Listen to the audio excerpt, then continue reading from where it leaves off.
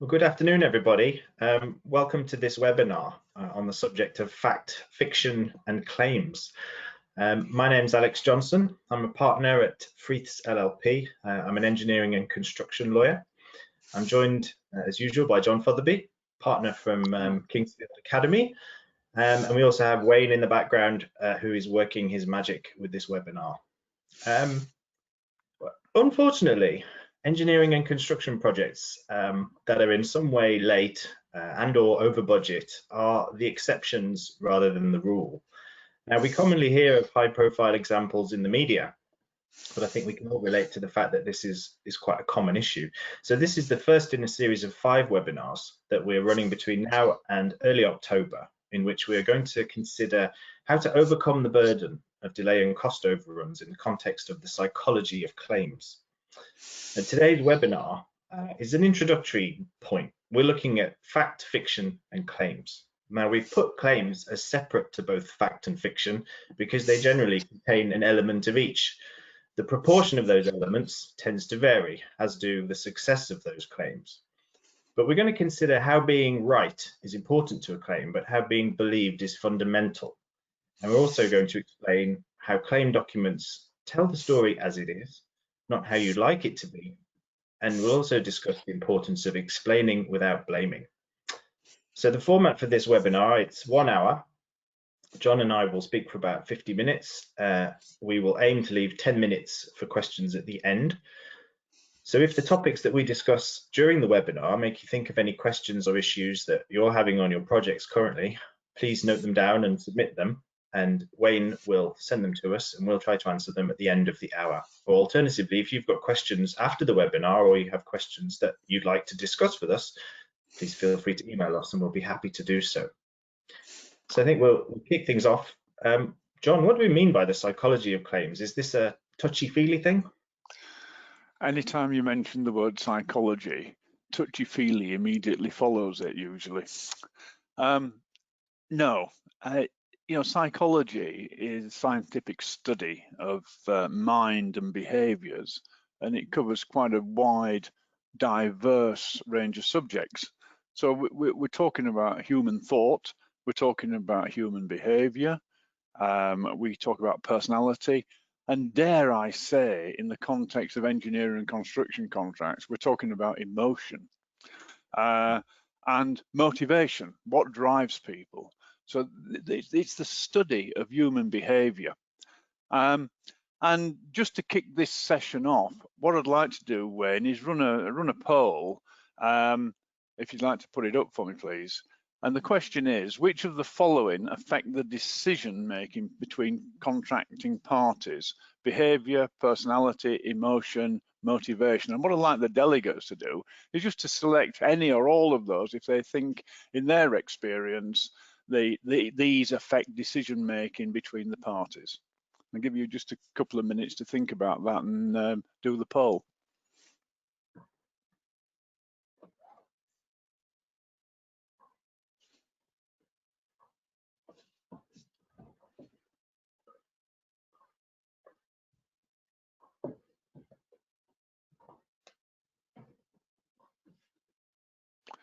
Okay, what are we getting? Yeah, behavior, nearly everybody. Large proportion on personality, emotion, 73% on motivation. Yeah, great. So what we're talking about, okay, Wayne, thank you. I think that's good. We're agreeing that these issues actually affect the way that decisions are made, how people interact, and how we actually start dealing with the problems on projects, including, of course, dealing with claims, because these are subjects that are dealt with in exchanges between parties, face-to-face and in written form. So we're talking about claims. I think it's worthwhile having a definition of what we really mean. And first of all, we look at a dictionary definition which covers any sort of type of claim, and it's what it says in English dictionary: a demand for something which is due. And I like that definition because it is really simple and it is focused and a request for something it's actually due from one party to another. So as Alex said, claims are common in engineering and construction contracts. And of course, what are we talking about when we talk about engineering construction claims? Delays, changes, unforeseen circumstances, insufficient information, conflicts, etc. We all know that there's many issues that are the drivers for claims. And what are we really looking for is recovery of loss and expense, additional costs, damages, time extension, etc.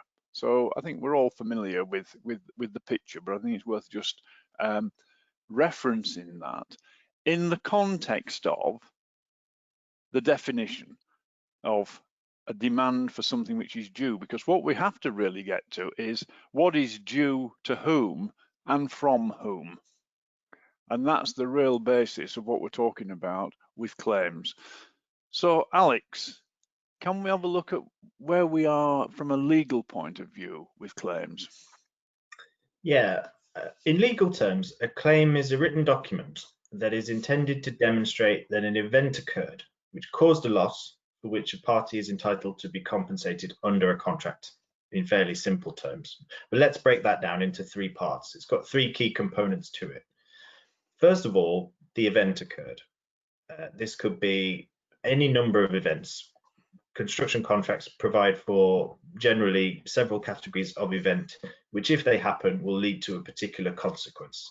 An act of prevention could be an example, if the employer refuses to allow the contractor onto the site for some reason. The second component is it caused a loss.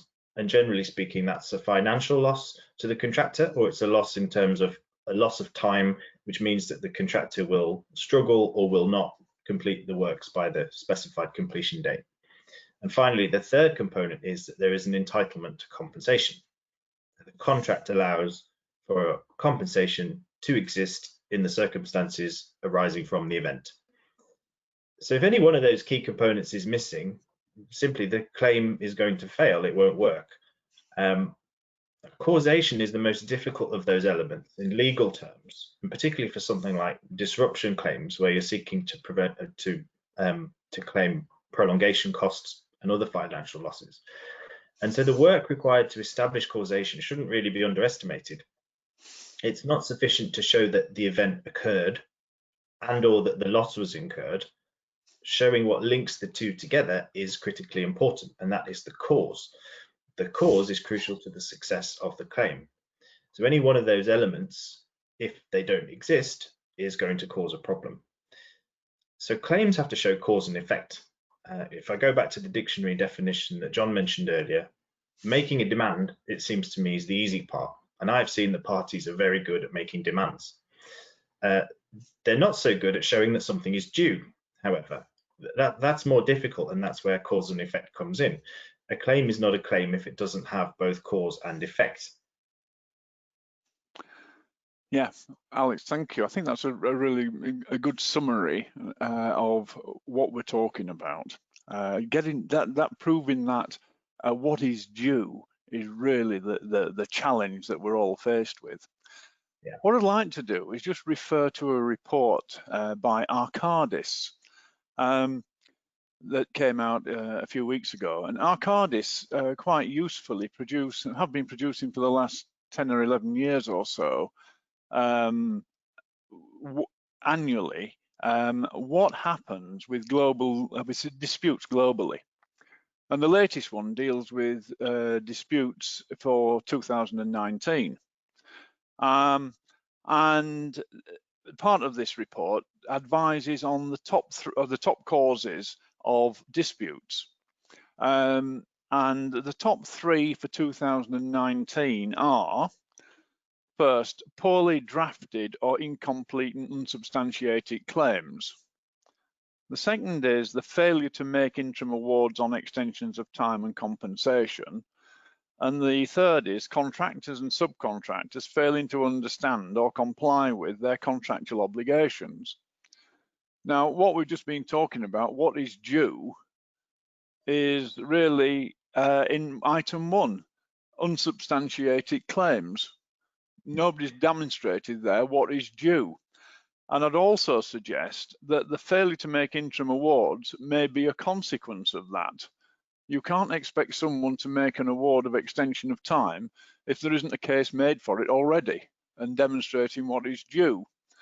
And there may be a root cause somewhere in not understanding or complying with contractual obligations. So there's going to be a link between those things. So what I'd like to ask delegates now is, on another poll, Wayne, what is your experience if we're thinking about the Arcadis findings? What is happening on your project as far as claims concerned? Do the Arcadis findings reflect your situation? Not at all, quite similar, or very similar. So let us know what your views are on this.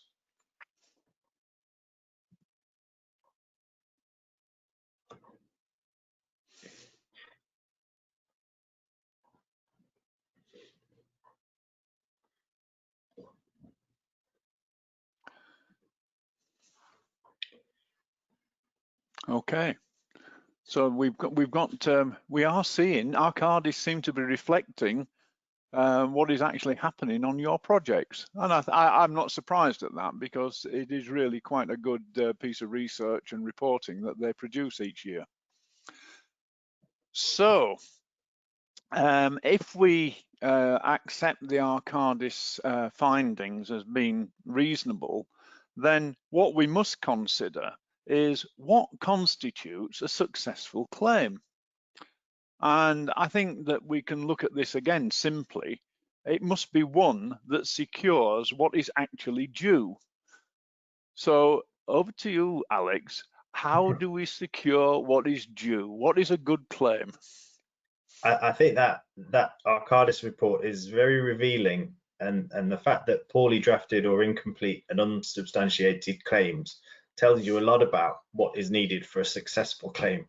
Well drafted, complete, and substantiated is what's needed. So clearly, across the board, that's not happening. And the Arcadis report, it considers construction projects from all around the world. So it's not just UK based, it considers North America, the Middle East, Western Europe. And these are similar themes that emerge in all of those areas. So I think before we go into the specifics of a claim document, there are a number of basic requirements that parties need to fulfill before we consider that.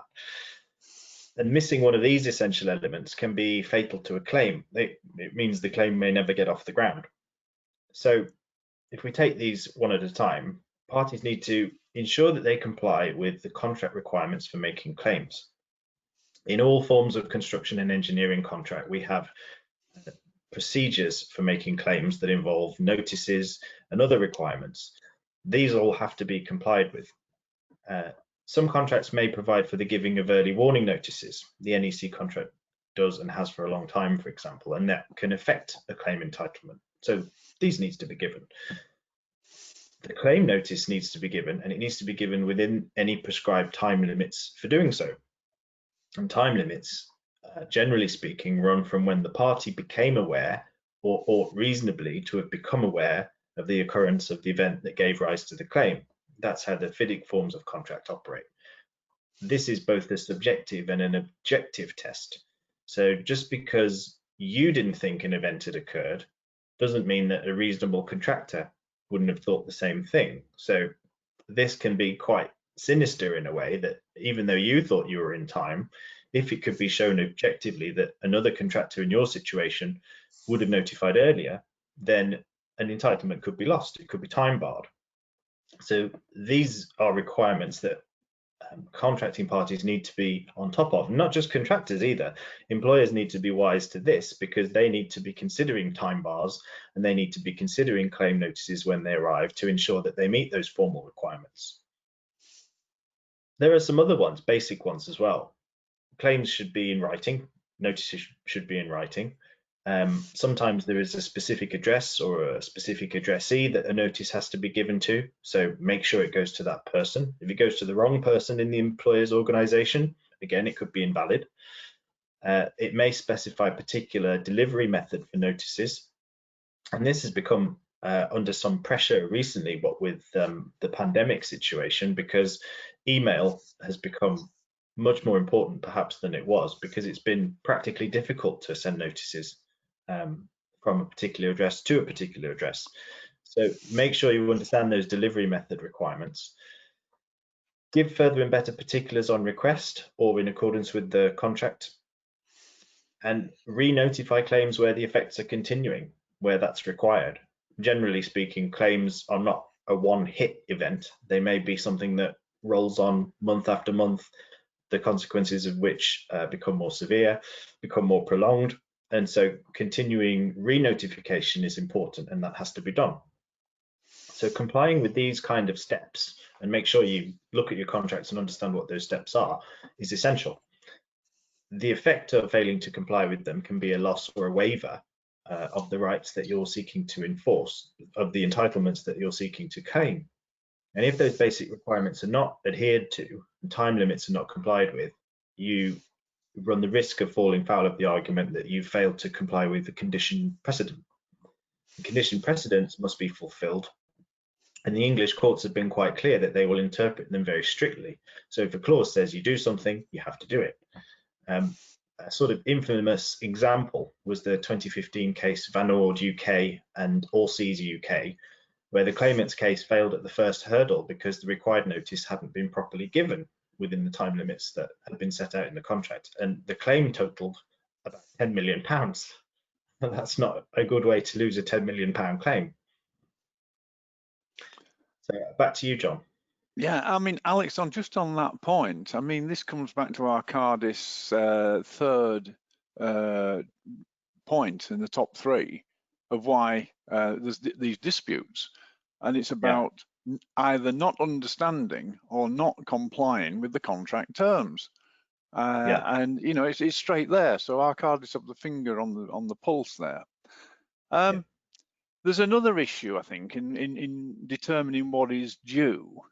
And that is the amount of time that is claimed and the amount of money that is claimed as to whether that is right or not.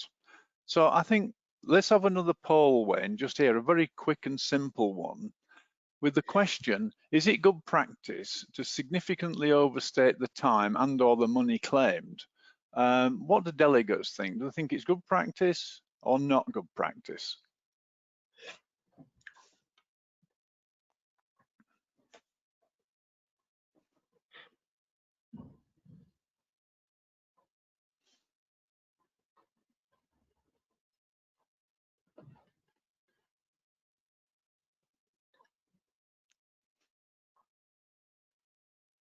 Yeah, I'm with the delegates. It's not good practice, and I believe that that approach is just wrong.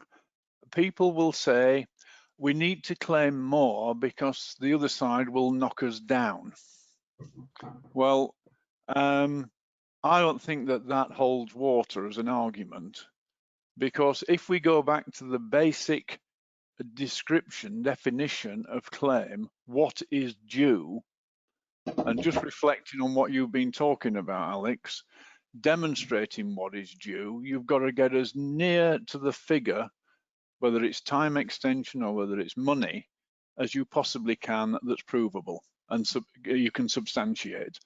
Because if it is a genuine figure, and there'll always be variances and nothing is absolute, I think we can all recognize that. But if you put a figure in that's overvalued, then as soon as you start to move away from that figure, whether that's first of all in negotiations, then your credibility starts to collapse. And if you move significantly away from that figure, your credibility is destroyed.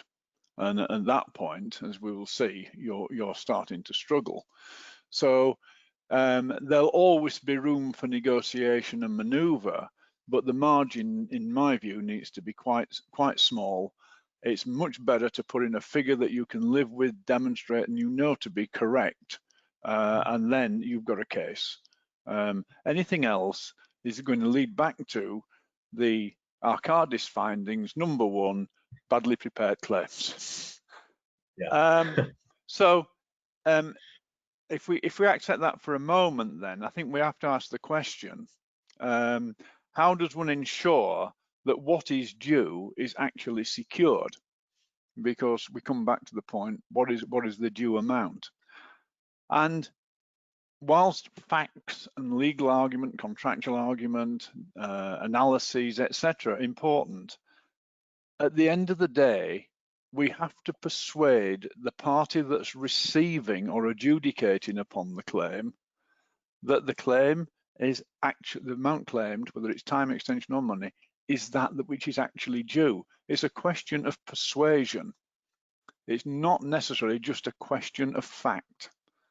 And when we're talking about persuasion, we then start to bring in some values. And by values in this context, what I mean is transparency. In other words, we have to be fairly open about what is due and allow the other side to see what we're talking about. It can't be a secret. It needs to be authentic. It can't be part of some made up story of what you would like it to be rather than what it is. You can try it, but you'll come back to Arcadis point number one. There has to be some integrity with what is being claimed. It has to be subject to interrogation, and that interrogation has to reveal that it stands. And lastly, it needs to be credible. You can't claim for something that doesn't exist, because it will be quickly found out anyway. And again, that really does affect you in credibility terms. All of these are human elements. And what I've got to say is, and they're values, they're human values. But what is not a human value is naivety. So in considering all of these issues, we cannot be naive. We have to be realistic and face the situations as they are. What's your thoughts, Alex? Yeah, I think all that's absolutely right, John. I think I would reinforce the message that good claims are persuasive and they are real. And I can well understand why there may be a temptation among the, I don't know, 15 or 20% of you that thought, why not just put some more into the claim?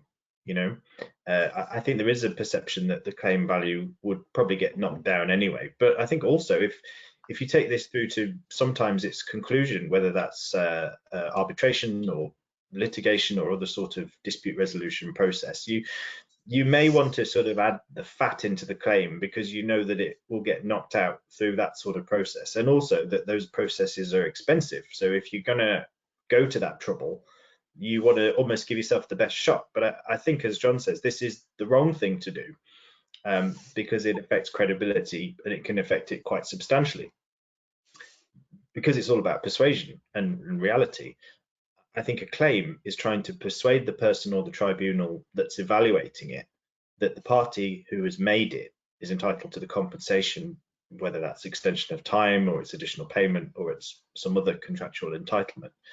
And that's a significant thing to try and do, because you're asking an independent person who doesn't have in-depth knowledge about the project, who's never seen the contract before, doesn't know the parties, doesn't know what the works are all about, is starting from zero knowledge.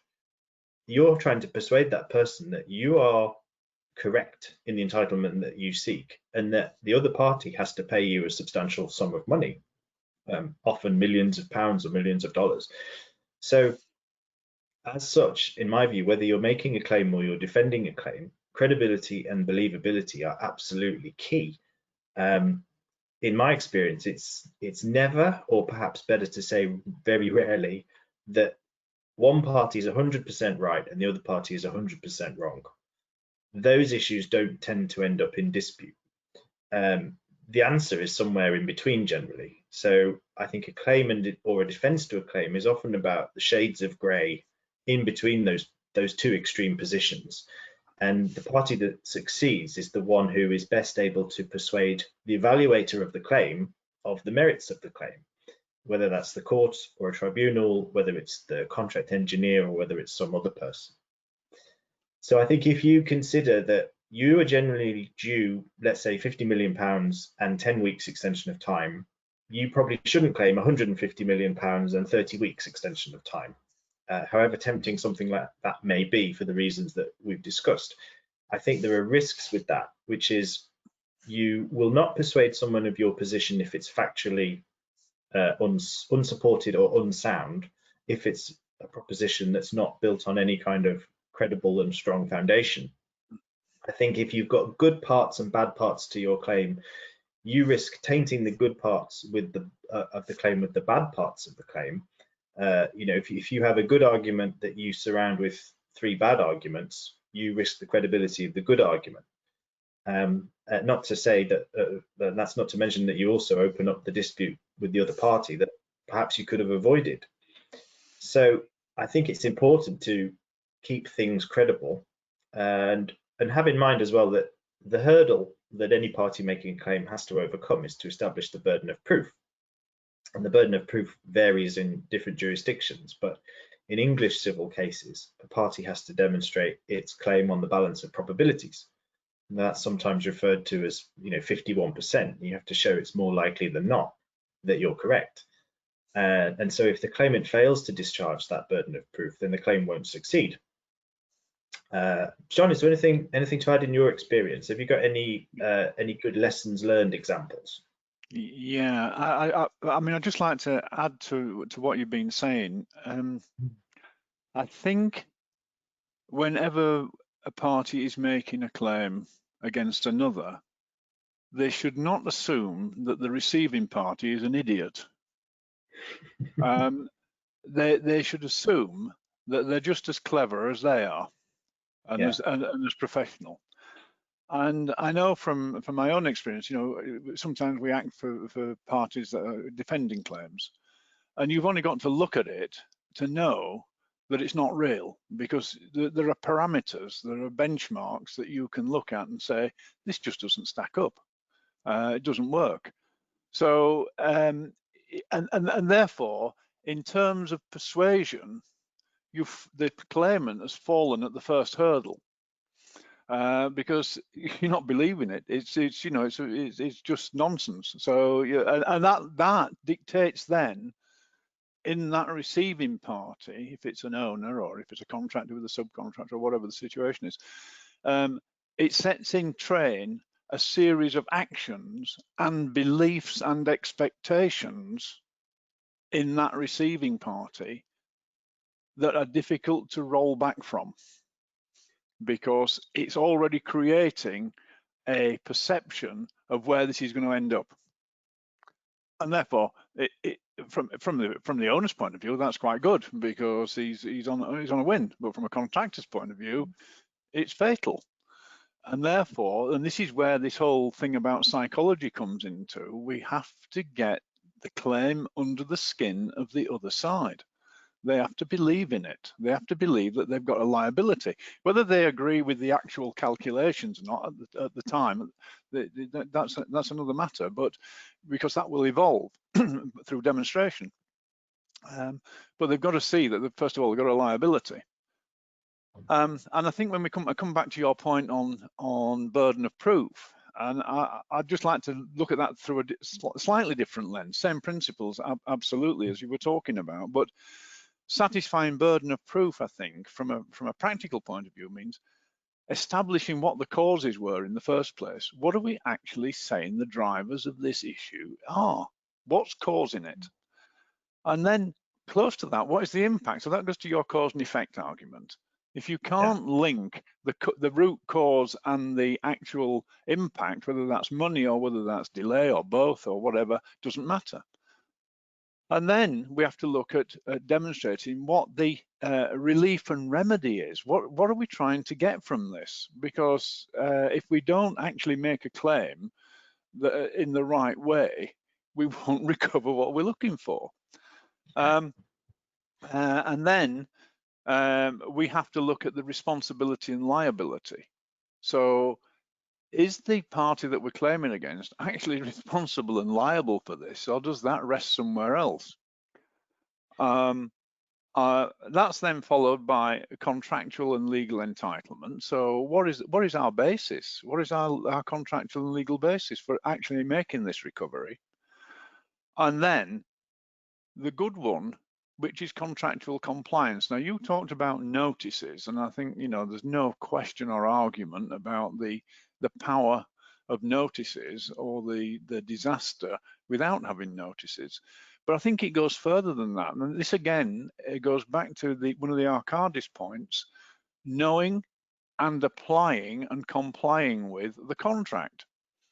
So, for instance, if we're looking at an extension of time claim, and the contract says the contractor shall deliver once a month an updated schedule of the baseline schedule. First of all, you have to have a baseline schedule that's credible, but then you have to update it. If you choose not to update it with all the events in, then you're not complying with the contract.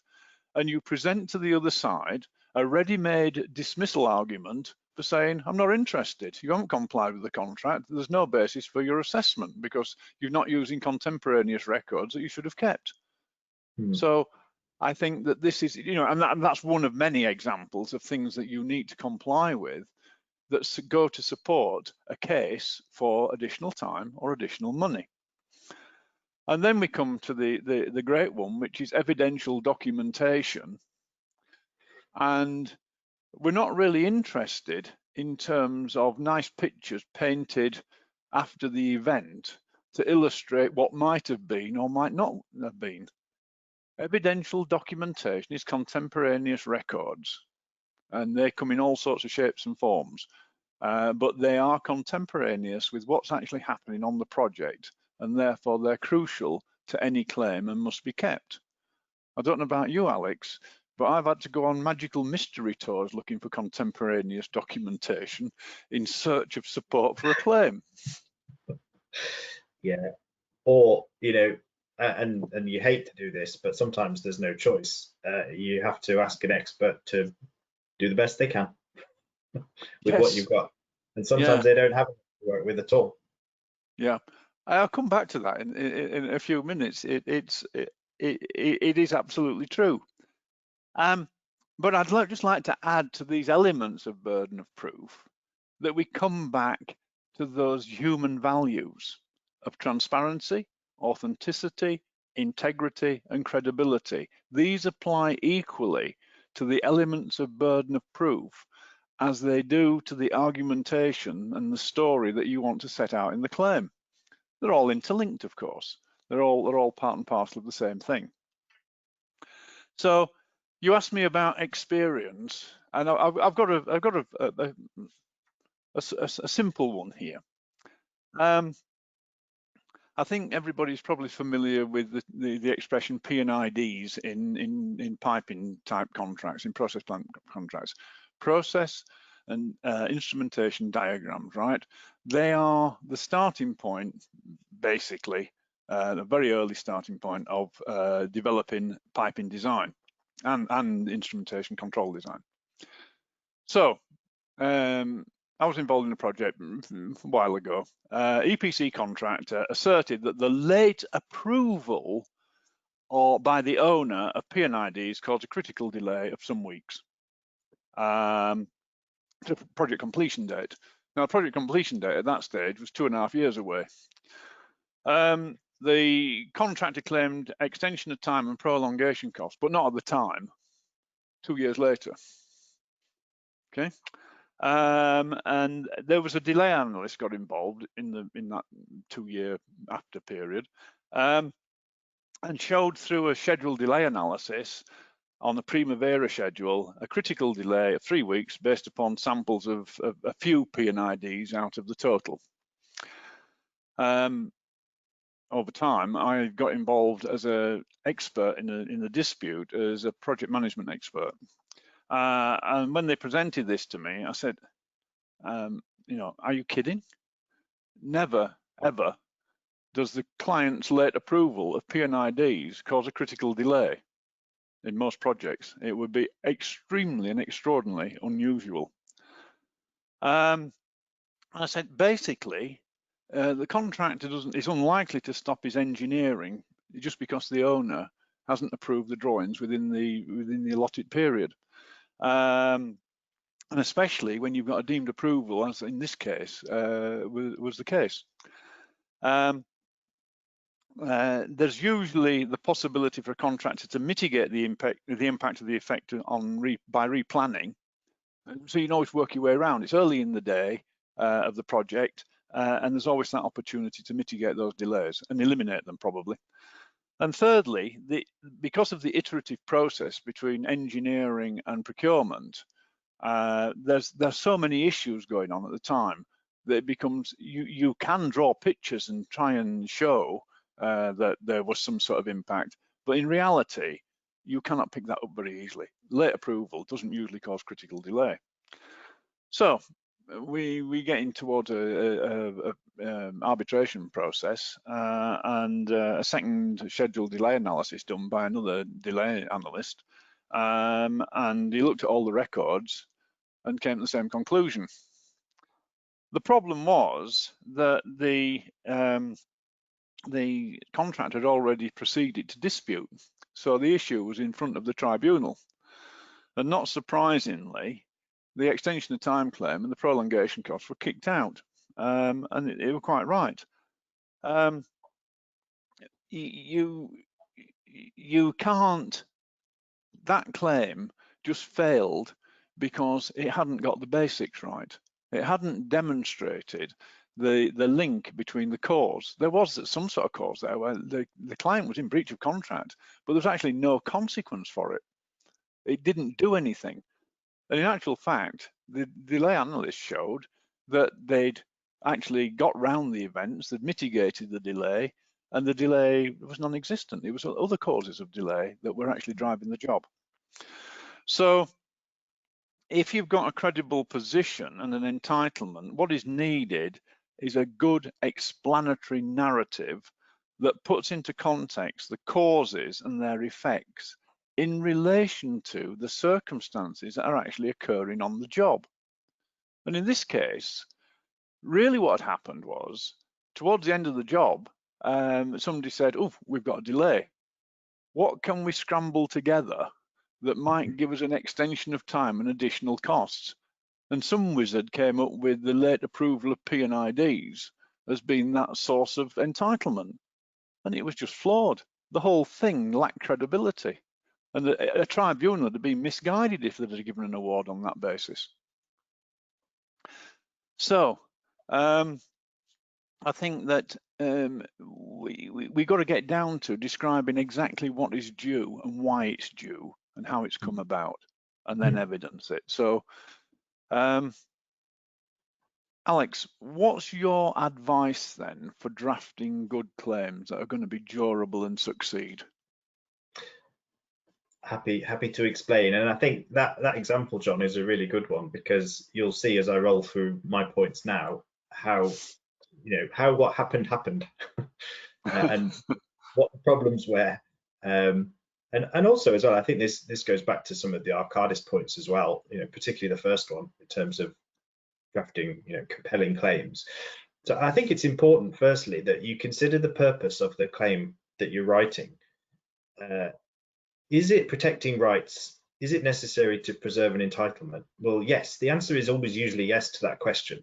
That's the basis for any claim, because if that wasn't the point, you wouldn't be writing it. But it usually has other intentions, whether they're intended or whether they're not. Is this document intended to engage the other party in terms of settlement discussions or negotiations? Sometimes it is, but other times that can be the effect of a good claim, even if it's not the intention. Is the claim for a formal process, such as litigation or arbitration? Now, if it is, those types of claims have different formal requirements to a claim that's just arising under the contract to begin with. And I think a claim could be a combination of all of those things. But I think whatever it is, I think fundamentally a claim has to tell the story. And I don't mean a fictional story. I certainly don't mean a completely fictional story, because I think what I mean is it's a chronological account of the events. And chronologically is always a good way to engage a reader, because we like to read things that have a beginning, a middle, and an end. Stories do that, and I think claims should as well, because that makes them easy to follow, particularly on typical very large construction projects. They last for several years. It's much easier to explain what happened in the early years, and then in the middle years, and then in the final years of the project, because that's a good engaging strategy. I think another important point is let the facts do the talking. In my experience, good claims almost write themselves, because all they're doing is presenting facts. If they're kept simple and factual, I think they are more compelling. Generally, I think it's very tempting to use argumentative language, but in my experience, the more argumentative the language is, the less the factual detail is that sits behind it. Argumentative and verbose language is usually a strategy to mask what could be a fairly poor claim, or one that doesn't lack particularly good support. So I don't think it's language that makes a claim particularly compelling or credible. I think a claim is not persuasive if the facts don't back it up. And in those situations, I think a tribunal will see straight through it. Also, I think, remember, submissions are not evidence. So just because you say something doesn't mean it's true. You have to consider the facts that support the argument that you're making, or that support the statement that you're making.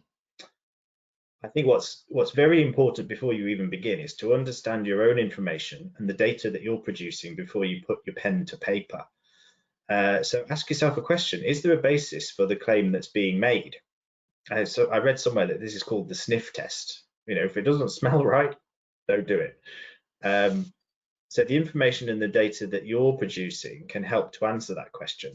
But do be aware of believing your own hype. You're going to see it from your point of view, not necessarily the point of view of the party receiving the claim. So I think what's important and what can be helpful is to try and get a more objective view, whether that's from someone external to the project, but also within the business, or whether it's a legal advisor or a claims advisor, or someone who's a little bit more distant or a little bit more remote. And they can advise you on the strengths as well as the weaknesses of the claim. You don't want to just consider the strengths, you need to consider what undermines those strengths. So don't ever make a claim that you can't support. That's critical. I think in terms of evidence, you need to marshal it, understand it, and use it appropriately, and also use it sparingly. We produce a lot of documentation and data in construction. And over the course of several years of a project, that data will add up to several terabytes of data. And I've seen that, and it's not fun. But what you need to do is carefully curate and present it to demonstrate the best points in terms of the claim that you're making. So don't provide evidence or data or documents that doesn't have some kind of purpose in the narrative claim document, because you're probably just going to upset the person reading it, who has to wade through pages and pages of, let's say, calculation without any relevance or any apparent relevance to the claim that's being made. And I would try to consider the claim that you're making as being, the motorway or the highway. Just drive along it. Don't take detours or go down side streets or try to take the scenic route. Just go from one end of the road to the other. Don't diverge and don't take tangents. Don't make extraneous points that don't add something.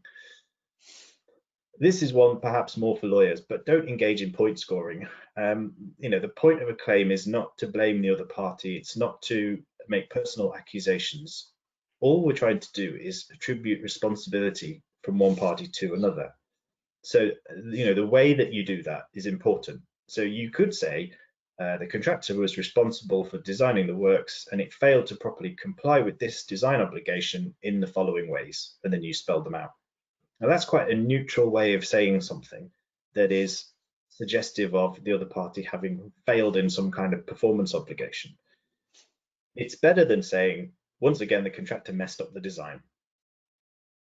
This is language, and we'll come on to that. But the more neutral the tone adopted, the more persuasive the claim will be. And another one, sort of on language, be direct and say what you mean, and use plain language. Don't try to impress the tribunal with vocabulary or with a particular style of writing. English, or whatever language you're writing your claim in, might not be the first language of the person who's judging the claim. So the simpler and the plainer you can make it, the better. If you can use 3 words to say something, don't use 15 words to say something. Don't over-present your claim. I think it's important to write the claim in such a way that it guides the tribunal to the conclusion that you want them to reach. So a good claim is essentially an easy to follow trail of breadcrumbs for the tribunal. It's not ramming the message down their throat. So in that sense, I think it's important to write the submissions in such a way that will assist the tribunal to make their decision. You should be as helpful and as polite to the tribunal as possible, because they're the person you're trying to convince. It still makes me quite unable to understand sometimes how another side will refer to the tribunal, or how little courtesy they can show the tribunal. You know, these little things, they matter and they count.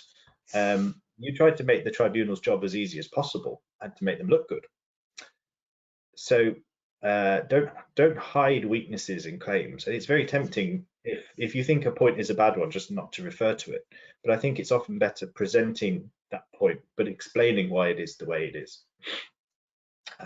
Don't preempt or try to second guess another party's arguments. I think sometimes we can be guilty of that if we're trying to be a bit too clever about thinking about what the other side might think. I think it's important to let the other side make the arguments and then respond to them if you need to. And also beware that good claims writers will set traps that they want you to fall into. So beware of those. Just going back to evidence, cite to documents, refer to documents, and put the most important parts of the documents into your claim document itself. So don't make the tribunal hunt around in vast amounts of information for the one sentence that's very important. This comes from recent experience. If you're responding to a claim, respond to the claim. I had a defendant on another side of a dispute recently that persisted in referring to a claim that we as the claimant hadn't raised. So in terms of many of the points we raised, it would always say, well, your argument is this and we don't agree with it. Well, it wasn't our argument, and the tribunal saw straight through it. They weren't very impressed. And I think finally and fundamentally, he who alleges must prove. So I've said it before, but don't ever allege something that you can't prove. It will just undermine the claim.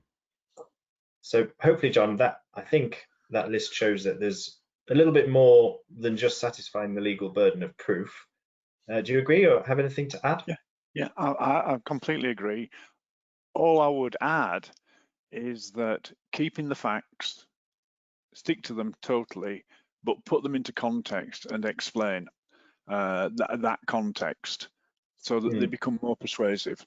And if you don't, that leaves you open to misunderstanding and misconstruing by the other side. So the facts are absolutely fundamental, but it's how we relate them and how we explain them and make and their relevance one to another and in the whole. So that's all I would add to that. I'd like to pick up on your point about the language.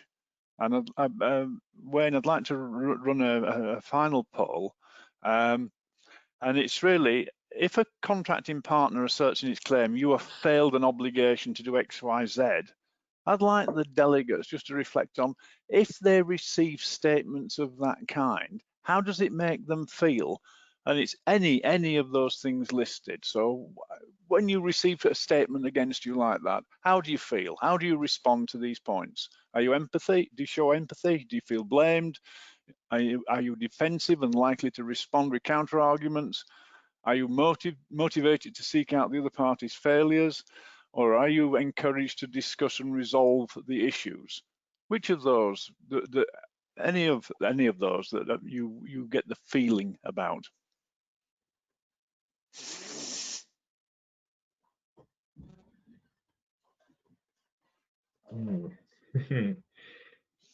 Not a lot of empathy.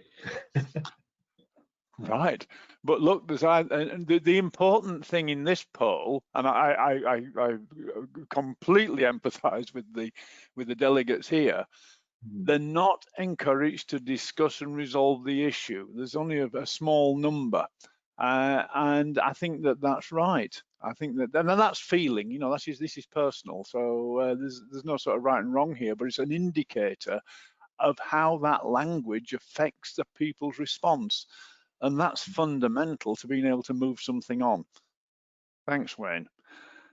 So language, as you mentioned, is really pretty important because, as we've seen, it's prompting different emotional responses. And as we saw right in the early polls, those responses, those behaviours influence the decision making that we have on projects, including those with claims. So, I mean, it's very simple, really. If you're making a claim, you're asking the other side to give you something. You may be entitled to it. There might be all sorts of legal argument for that and contractual argument, but at the end of the day, you're persuading them to part with their money and give it to you, or to relieve you of liquidated damages, which will be their money if the other way around. So if you want to persuade somebody to your way of thinking, you've got to engage with them. If you use hostile or aggressive language against the party, it's unlikely to endear them to your cause. And we've just seen in the poll, you know, it basically says, no, get lost, basically. So such language means that you fail at the very first hurdle of engagement to find a solution. So we have to see how the message is presented and likely to be received. Because the name of the game, the claim, is not the important factor. The settlement is the important factor. The claim, as you said, is a means, it's a document of getting you somewhere.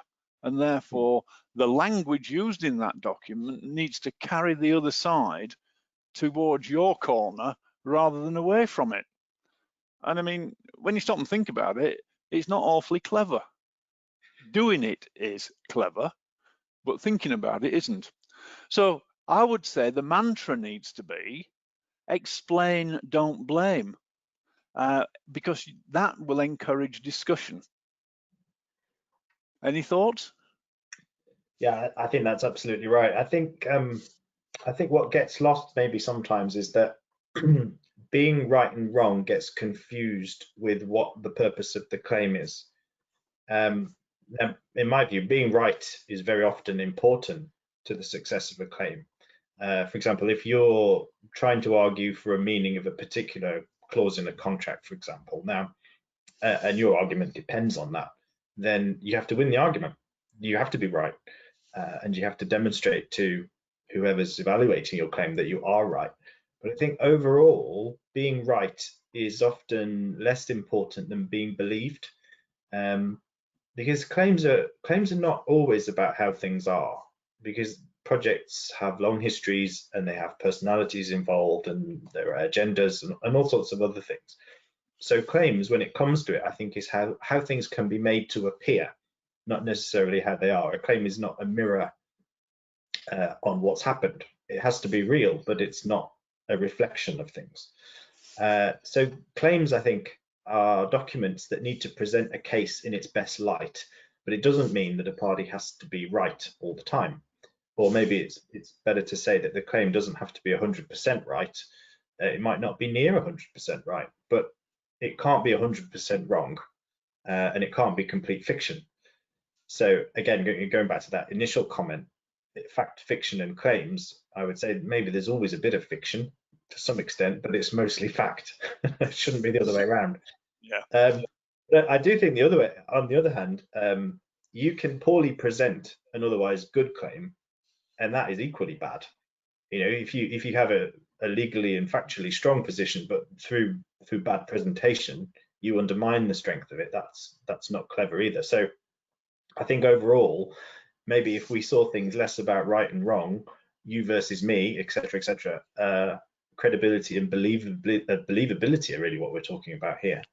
So John, I think concluding comments, going back to the Arcadis report, maybe, why do you think claims are poorly drafted or incomplete and unsubstantiated? I mean, it's a good question, and I don't think there's one simple answer to that. I think it's an accumulation of circumstances on projects. But if we deal with engineering construction projects, you know, EPC type projects, which are probably the most complex and difficult in terms of claims to prove, then we have situations there where there are behavioural tendencies that avoid dealing with causes at the time they occur. and you know, these behaviours are actually understandable. And what we have to recognise is that on those type of projects, the delays and the costs actually really, the significant ones actually manifest themselves in the construction era, but they probably occur in the engineering phase and probably very early on in the engineering phase. So if we look at that scenario and try to understand what's going on in a project, first of all, you might find that the magnitude of the problem or the problem itself is not recognized because of the circumstances. And in that context, you may have the project manager and the team, they're too busy in getting on with the project, because the first thing you do when a project like that starts is straight into engineering and let's get the man hours spent, let's get the deliverables out and so on. There is often an attitude of let's wait and see because it's too early in the job. Well, let's wait and see, yeah. And there's frequently a strong desire not to upset the client. We're in the honeymoon period, you know. Why spoil the fun now when we've just worked for a year and a half to get this contract awarded? We don't want to upset the client. I think it's a myth. You're not going to upset the client. You're just going to give him a presentation of something that he has to deal with. But what that line does, it means that there's an inadequate or an absence of notices and appropriate records because we're not dealing with the issues. We've got an absence of demonstrable mitigation measures. Contracts these days express requirement to mitigate the effect of delays and additional costs. If you're not dealing with the issue, you don't deal with the mitigation. And it's classic in EPC contracts. Delays start to occur in engineering for the sake of argument. The first reaction is get back on schedule. So actions are taken to avoid the delay. They cost money, but the ramifications of that are not recognized early on, and then therefore you don't link the actions to the solving of the problem, and therefore it's difficult to link the damage to the solution. Often I think that claims are prepared in an information vacuum by people, and it's often claims consultants that get the job, who don't have a first-hand knowledge of the project and the circumstances. So you get a bundle of documents, you make the best of it, and you present the case, and that's 180 degrees away from the owner's view because you've not used the same information. So obviously we don't find a solution, or not easily. And there's also, in that same context, a selective approach to causal events and analysis of their effects. Let's deal with the things that look good for us and ignore those things where we were a bit, not so good. And you were mentioning earlier, it's much better to deal with those and explain them and park them, because in reality, and this comes back to a psychological approach, you're disarming the other side. You're taking away the things that they would love to push to you and to counter your claim by things that you've not done. If you deal with them and explain them, it takes away that opportunity. Yeah.